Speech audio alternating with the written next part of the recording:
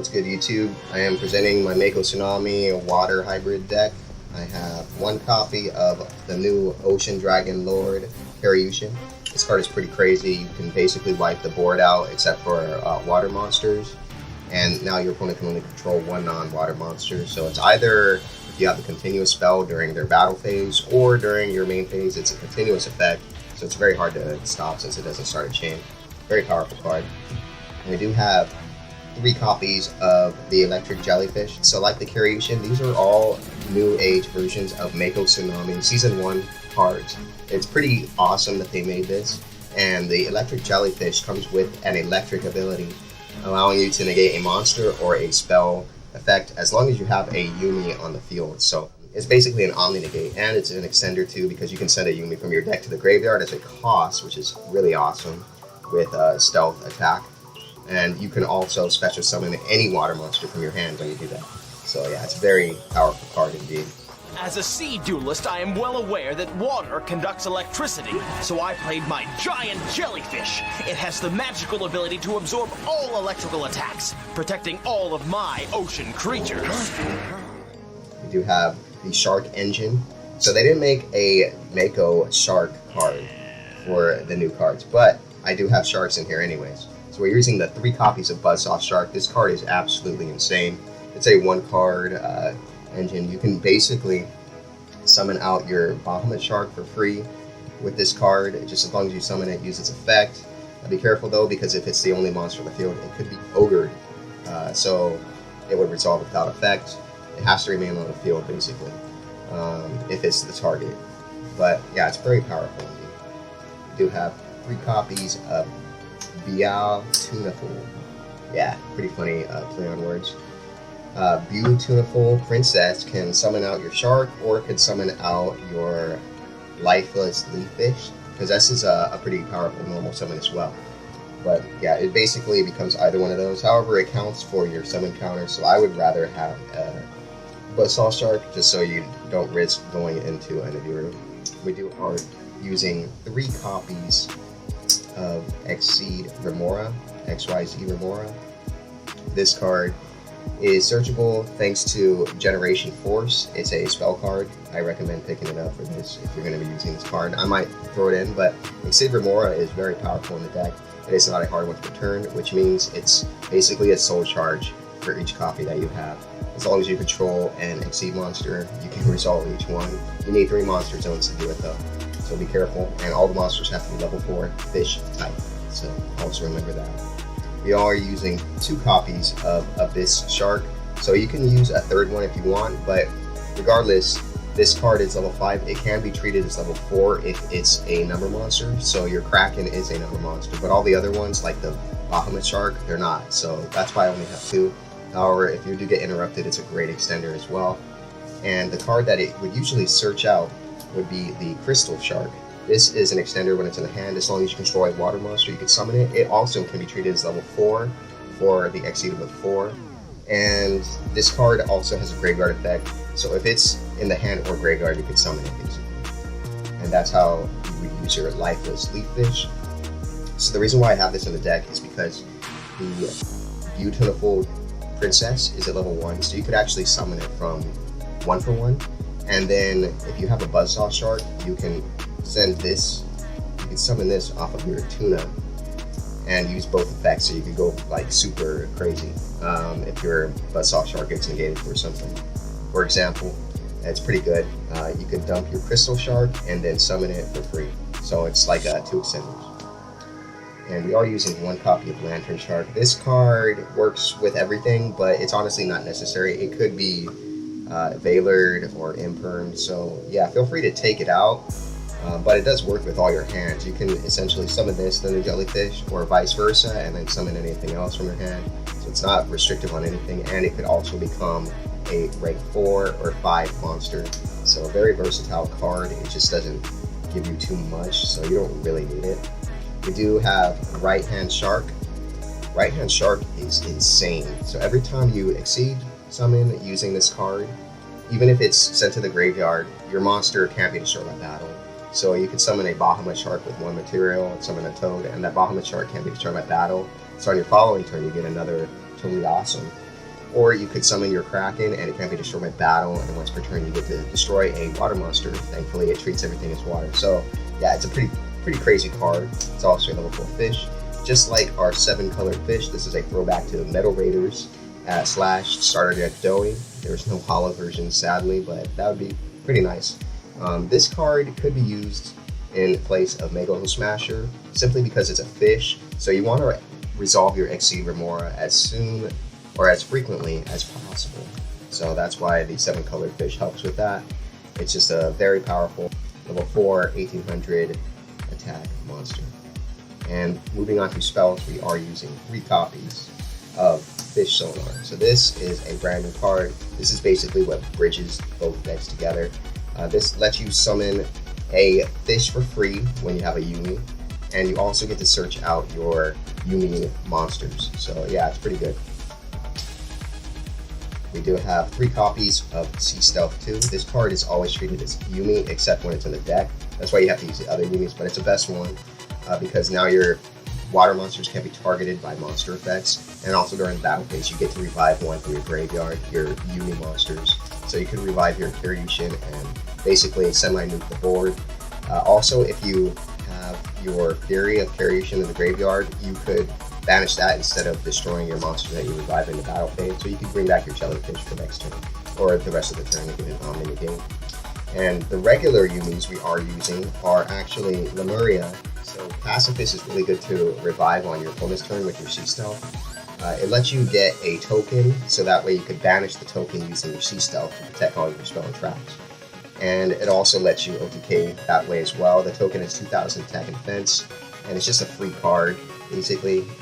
But Lemuria is better to draw, simply because the moment you use this effect, let's say if you use your Fish Sonar and you get a normal monster, it's a mandatory effect to summon a token. So you'll be locked out of effect monsters if you do that specific play. So you got to be careful about that.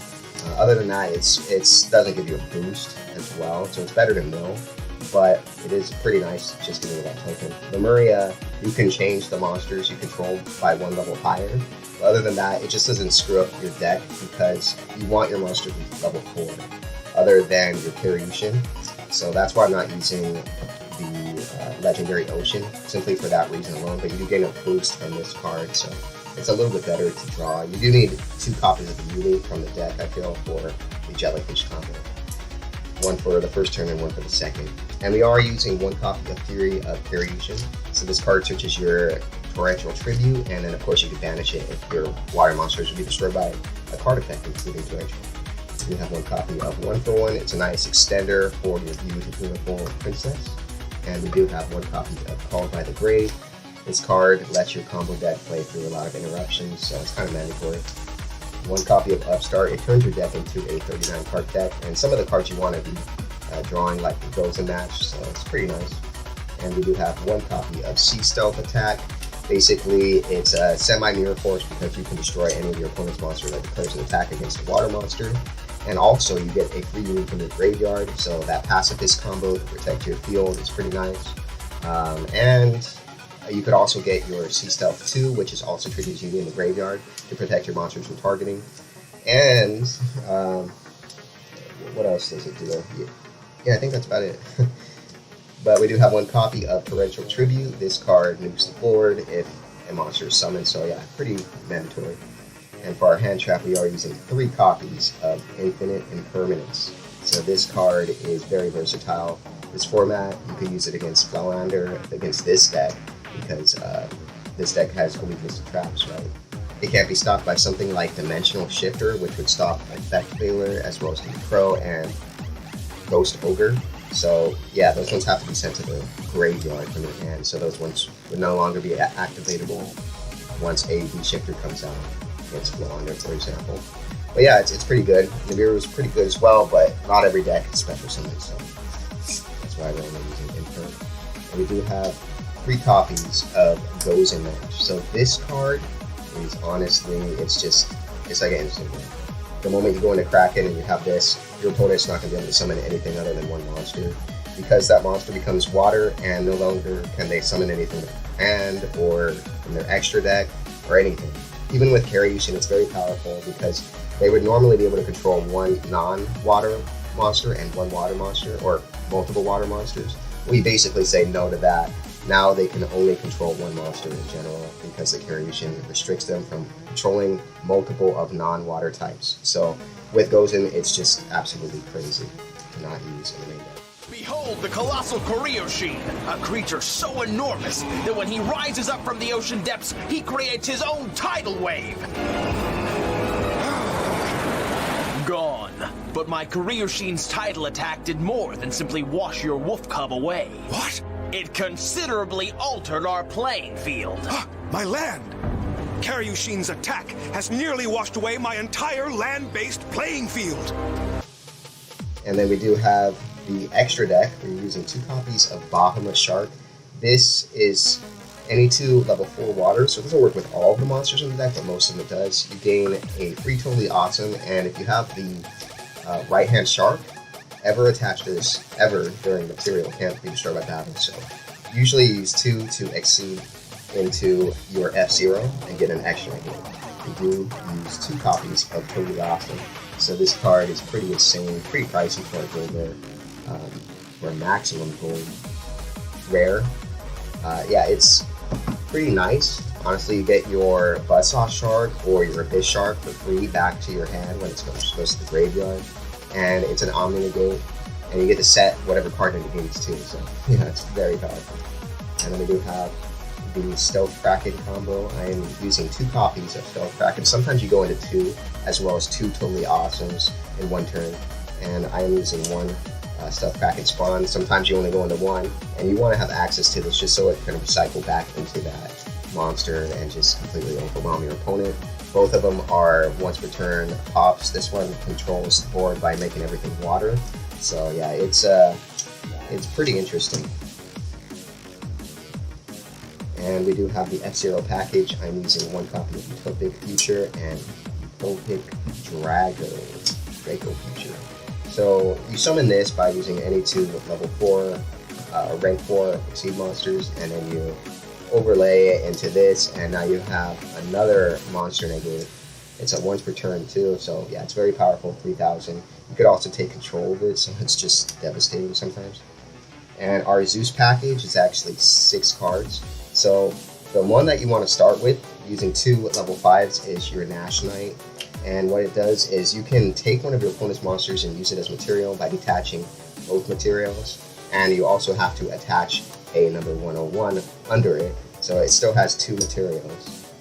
Number 101 is a really powerful monster as well. You can use any 2 level 4s to summon it, attach 2, and take one of your opponent's attack position monsters. But Nash Knight is under no such restriction.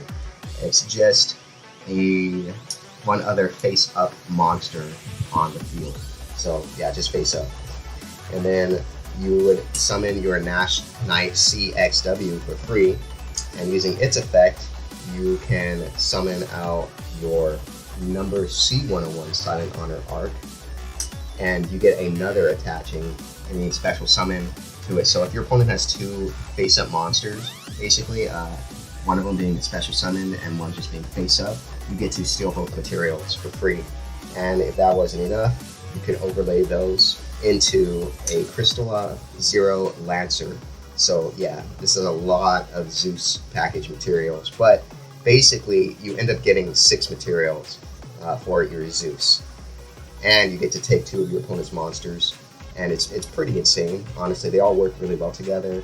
This is like a semi-skill drain as well, so you could use it. It gains a lot of attack points. So ideally, you'd want to do all this stuff, then summon this and attack, and it just gains 500 for each material under it. And then you summon a Zeus on top of that with 6 materials, so that's a triple Zeus right there. Pretty strong. And moving on to the side deck, we do use 3 copies of Zombie World. Very good against Flow Wander. It's good against a lot of decks, honestly, like Dragon Link.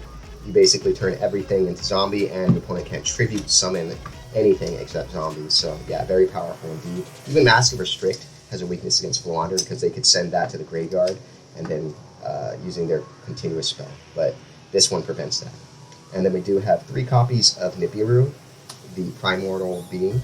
So this powerful card, I'm not using it in the main deck just for that reason. Flow Wander is never normal summon or special summon.